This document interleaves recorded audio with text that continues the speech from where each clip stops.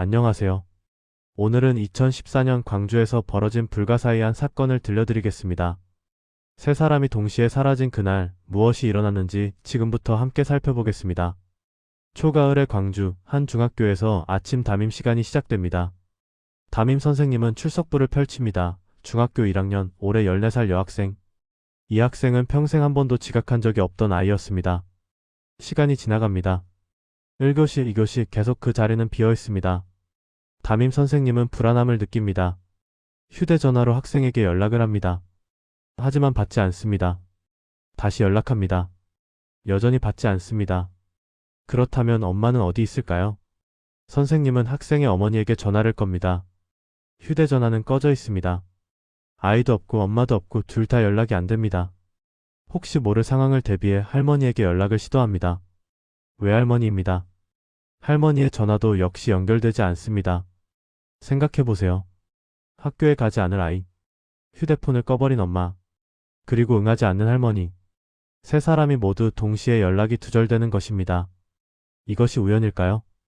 담임 선생님은 가슴이 철렁 내려앉습니다. 뭔가 큰일이 벌어진 건 아닐까?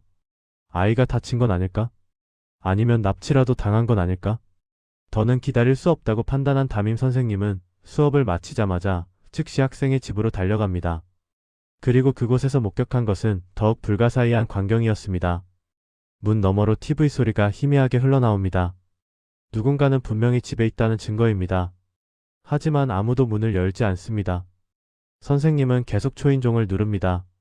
쿵쿵 문을 두드립니다. 목청을 높여 부릅니다. 열어주세요. 아무도 답변이 없습니다. 집 안에서는 여전히 TV 소리만 들려올 뿐입니다. 세 사람은 정말 어디로 간 걸까요?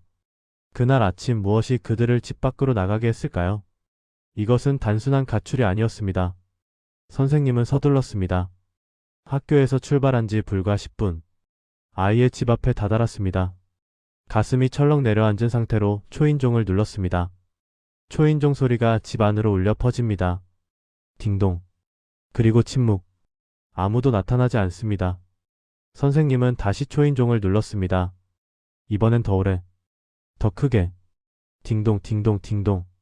시간이 길어질수록 선생님의 불안은 커져갑니다. 혹시 모를 상황들이 머릿속에서 떠올랍니다. 아이가 어디서 쓰러져 있는 건 아닐까? 엄마가 다친 건 아닐까? 할머니는 왜 응답이 없는 걸까? 초인종만으로는 부족하다고 느낀 선생님은 손을 주먹으로 쥐고 문을 두드리기 시작했습니다. 콩콩콩. 목재문에 울려 퍼지는 노킹 소리. 누구세요? 문을 열어주세요. 선생님의 목소리가 점점 커집니다. 학교 담임입니다. 아무도 피해 없으니 문 좀 열어주세요. 하지만 여전히 아무도 응하지 않습니다. 그런데 정말 이상한 것이 있었습니다. 집 안에서 TV 소리가 들렸습니다. 희미하지만 분명히 들렸습니다. 뉴스 앵커의 목소리, 광고음악, 배경음악. 누군가는 분명히 집에 있습니다. 그렇다면 왜 문을 열지 않는 걸까요? 생각해보세요. 만약 당신 집에 누군가 찾아왔다면 당신은 어떻게 하겠습니까? 아무리 바빠도 한 번은 나가보려고 하지 않겠습니까? 특히 초인종을 누르고 문을 두드리며 목소리를 높여 부르는 사람이 있다면 혹은 뭔가 급한 일이 있어 보인다면 더욱 그러할 것입니다. 그런데 아무도 나타나지 않습니다. 아무도 응하지 않습니다. TV는 여전히 울려 퍼집니다. 선생님의 불안은 이제 두려움으로 변했습니다. 정상적인 상황이 아닙니다. 이건 명백히 뭔가 잘못되었습니다. 더 이상 기다릴 수 없다고 판단한 선생님은 휴대폰을 꺼냈습니다. 손이 떨렸습니다. 그리고 숫자를 눌렀습니다. 112 경찰입니다. 여기 중학교 담임교사입니다. 학생과 학부모, 할머니가 모두 연락이 두절되고 집에는 아무도 응하지 않습니다. 위험한 상황일 수 있습니다. 선생님의 신고는 그렇게 시작되었습니다. 단순한 가출이나 결석이 아니라 분명 뭔가 특이한 일이 벌어지고 있다는 확신. 그리고 그 확신은 정확했습니다. 112 신고는 먹혀들었습니다. 신고 후 불과 15분. 경찰차가 학생의 집 앞에 도착했습니다. 사이렌 소리와 함께 경찰관 2명이 내렸습니다. 선생님과 경찰은 함께 집을 바라봤습니다. 여전히 TV 소리만 희미하게 들렸습니다. 경찰관은 즉시 수사를 시작했습니다. 수첩을 꺼내 기본 정보를 확인했습니다. 학생의 이름, 어머니의 이름, 외할머니의 이름, 그리고 각각의 휴대전화 번호. 경찰관은 휴대폰을 꺼냈습니다. 그리고 통신사에 연락을 했습니다. 3명의 휴대전화 위치를 조회해 주세요. 통신사 담당자는 시스템을 통해 위치를 확인했습니다. 그리고 결과를 전달했습니다. 학생의 휴대폰 위치, 집 근처입니다. 어머니의 휴대폰 위치, 집 근처입니다. 외할머니의 휴대폰 위치, 역시 집 근처입니다. 세 사람의 휴대폰이 모두 집 주변에 있다는 뜻입니다. 그런데 세 사람은 보이지 않습니다. 경찰관은 뭔가 심상치 않음을 감지했습니다. 경찰관은 다시 휴대폰을 꺼냈습니다. 그리고 집의 전화번호로 전화를 걸었습니다. 그 순간입니다. 집 안에서 벨소리가 울려 퍼졌습니다. 팅팅팅. 명확한 전화벨 소리. 누군가는 분명히 집에 있습니다. 휴대폰도 있습니다. 그런데 왜 받지 않는 걸까요? 경찰관은 계속 기다렸습니다. 1번, 2번, 3번, 4번. 벨소리는 계속 울려 퍼집니다. 하지만 아무도 받지 않습니다. 8번, 9번, 10번. 벨소리만 울려 퍼질 뿐입니다. 경찰관은 전화를 끊었습니다. 이제 상황은 명확했습니다. 휴대폰은 집 안에 있습니다. TV도 켜져 있습니다. 그런데 세 사람은 아무도 응하지 않습니다. 이것은 이미 정상적인 상황이 아닙니다. 생각해보세요. 당신의 집에 경찰이 온다면, 당신이 집에 있다면, 아무리 문제가 있어도 문을 열 것 아닙니까? 아니면 적어도 목소리로 응할 것 아닙니까? 그런데 아무도 응하지 않는다는 것은 무언가 심각한 일이 벌어졌다는 뜻입니다. 경찰관의 얼굴이 굳었습니다. 그리고 경찰관은 중요한 판단을 내렸습니다. 변고 가능성이 매우 높다. 변고. 즉 변을 당했을 가능성. 뭔가 안 좋은 일이 벌어졌을 가능성을 의미합니다. 더 이상 기다릴 수 없다는 판단이었습니다. 경찰은 즉시 강제로 문을 열 준비를 했습니다.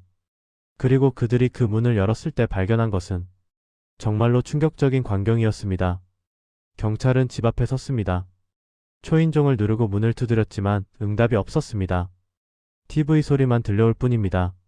휴대폰은 집 안에 있습니다. 세 사람의 위치도 이 근처입니다. 그런데 아무도 문을 열지 않습니다.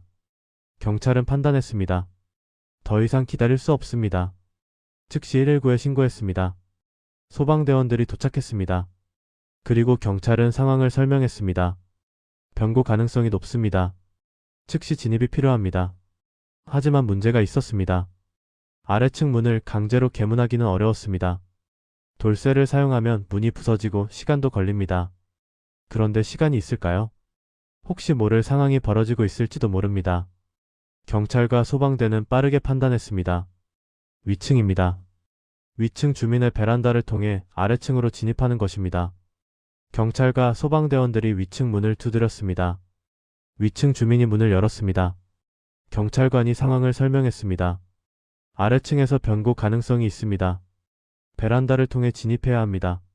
위층 주민은 즉시 양해했습니다. 이웃 주민이 위험할 수도 있습니다.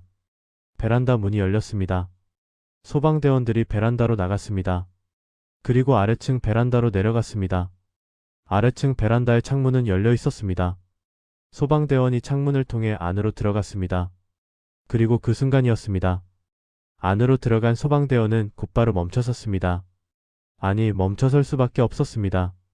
그들의 눈앞에 펼쳐진 광경은 상상을 초월했기 때문입니다. 거실의 소파, 침대, 방 곳곳. 그곳에는 세 사람의 시신이 놓여 있었습니다. 차갑게 식어버린 시신들. 더 이상 숨을 쉬지 않는 세 사람. 중학교 1학년 여학생. 그의 어머니. 그리고 외할머니. TV는 여전히 켜져 있었습니다. 뉴스는 계속 흘러나오고 있었습니다. 휴대폰은 여전히 그대로였습니다. 벨소리가 울렸던 전화도 받지 않은 채였습니다. 왜냐하면 받을 수 있는 사람이 아무도 없었기 때문입니다. 경찰과 소방대원들의 얼굴이 창백해졌습니다. 그들이 발견한 것은 단순한 변고가 아니었습니다. 이것은 비극입니다. 한 가정의 완전한 소멸입니다. 3명의 생명이 한순간에 사라져버린 죽음입니다. 수사는 즉시 시작되었습니다. 경찰은 현장을 보존했습니다. 법의학자를 불렀습니다. 그리고 물었습니다. 무엇이 이들을 죽음으로 몰아갔는가? 이것이 바로 2014년 광주에서 벌어진 세 사람의 죽음. 10년이 지난 지금도 여전히 미스터리인 그 사건의 시작이었습니다. 소방대원의 신고를 받은 경찰은 현장에 들어섰습니다. 이미 시간이 늦었습니다. 하지만 무엇이 일어났는지 확인해야 했습니다. 안방, 거실, 작은 방. 경찰은 천천히 집 곳곳을 조사하기 시작했습니다. 안방입니다. 침대 위에 누군가 누워 있습니다. 중학교 1학년 여학생입니다. 하지만 그의 모습은 평온하지 않았습니다. 얼굴이 투명한 랩으로 감싸져 있었습니다. 숨을 쉴 수 없게 말입니다. 경찰은 침묵했습니다. 거실입니다. 침대 옆 장롱과 침대 사이의 좁은 공간. 그곳에서 또 다른 시신이 발견됩니다. 어머니입니다. 상반신이 이불로 덮여 있었습니다. 마치 누군가 그렇게 놓아둔 것처럼요. 경찰의 눈이 더욱 굳어집니다. 작은 방입니다. 바닥에 외할머니가 쓰러져 있습니다. 더 이상 움직이지 않는 몸. 더 이상 숨을 쉬지 않는 할머니. 경찰은 현장 곳곳을 살펴봤습니다. 흔적들입니다. 집 곳곳에 흩어진 혈흔. 바닥에 떨어진 피의 자국들. 가구가 어긋난 흔적들. 몸싸움이 있었다는 명백한 증거들. 이것은 평온한 죽음이 아니었습니다. 이것은 투쟁과 저항의 흔적이었습니다. 생각해보세요. 세 사람이 한 집에서 모두 같은 날, 같은 시간에 죽었다는 것입니다. 이것이 우연일 수 있을까요? 자살일 수 있을까요? 아니면 누군가에 의해 강제로 당한 것일까요? 경찰은 즉시 판단했습니다. 이것은 더 이상 단순 사건이 아닙니다. 이것은 중대 범죄입니다. 경찰은 휴대폰을 집어들었습니다. 그리고 긴급 지시를 내렸습니다. 강력팀과 과학수사팀을 즉시 투입하라. 대규모 수사를 시작한다. 광주 경찰청의 최고 수사팀들이 출동했습니다. 강력팀 형사들, 과학수사팀 요원들. 그들은 현장 곳곳에서 증거를 수집하기 시작했습니다. 피를 채취합니다. 유리에 묻은 지문을 채취합니다. 바닥의 섬유질을 수집합니다. 사진을 찍습니다. 영상을 녹화합니다. 가구 하나하나가 증거입니다. 문 손잡이가 증거입니다. TV 리모컨이 증거입니다. 심지어 집안의 공기까지도 증거가 될 수 있습니다. 그리고 법의학자가 도착했습니다. 그들은 각 시신을 정밀하게 검사했습니다. 사인은 무엇인가? 언제 사망했는가? 얼마나 오래되었는가? 신체에 남은 흔적은 무엇인가? 모든 것이 중요합니다. 현장 수사는 철저했습니다. 하지만 한 가지 명확한 것이 있었습니다. 이곳에는 외부인의 침입 흔적이 없었습니다. 문은 잠겨 있었습니다. 창문도 마찬가지였습니다. 그렇다면 누가 이런 일을 했단 말인가? 이것은 더욱 복잡한 미스터리를 만들어냈습니다. 한 가족 3명이 폐쇄된 공간에서 죽었습니다. 외부 침입자는 없었습니다. 그렇다면 누가? 어떻게? 왜? 경찰은 깊은 고민에 빠졌습니다. 경찰 수사는 시작되었습니다. 하지만 어디서부터 시작해야 할까요? 세 사람이 폐쇄된 공간에서 죽었습니다. 외부 침입은 없었습니다. 그렇다면 누구를 의심해야 할까요? 경찰의 눈은 자연스럽게 한 사람을 향했습니다. 어머니의 전 남편입니다. 즉 그 학생의 아버지입니다. 왜 전 남편을 먼저 의심했을까요? 이유는 간단합니다. 가정 내 살인사건에서 가장 흔한 용의자는 누구일까요? 배우자입니다. 전 배우자입니다. 그 이유는 동기가 명확하기 때문입니다. 양육권 문제입니다. 아이는 누가 키울 것인가? 전 남편은 아이를 보고 싶은데 어머니가 못하게 했을 수도 있습니다. 혹은 어머니가 아이를 데려가려고 했을 수도 있습니다. 이런 갈등이 쌓이고 쌓이다가 결국 비극으로 이어질 수 있습니다. 경제 문제도 있습니다.